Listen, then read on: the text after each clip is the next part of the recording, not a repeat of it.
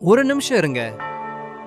உங்களுக்கு வயசாயிடுச்சு, எல்லாரும் என்ன கைவிட்டாங்க, குழந்தை பாக்கியம் இல்ல, கடன் பிரச்சனை, இந்த மாதிரி எதையும் நினைச்சு பயப்படாதீங்க.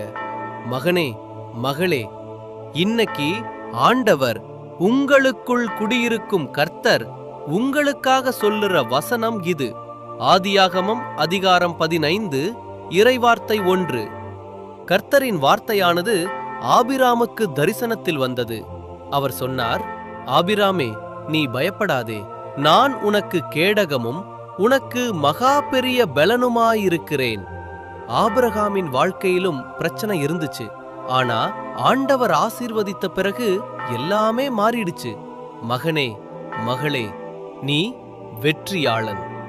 இன்னைக்கு உங்க வாழ்க்கை ஆண்டவர் ஆசீர்வதிக்கிறார். கண்டிப்பா இயேசு கிறிஸ்துவின் நாமத்தில் உங்க வாழ்க்கையில அதிசயம் செய்வார்.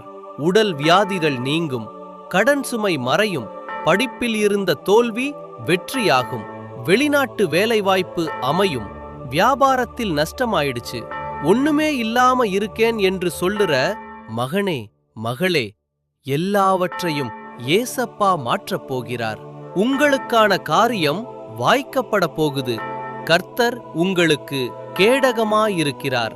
அவரே பாதுகாப்பா இருக்கும்போது நீங்க எதையும் பற்றி கவலைப்பட வேண்டாம். விசுவாசிக்கிறவர்கள் ஆமேன் என்று கமெண்ட் பண்ணுங்க, ஷேர் பண்ணுங்க மற்றும் சப்ஸ்கிரைப் பண்ணுங்க. நாளை சந்திப்போம். ஷலோம்.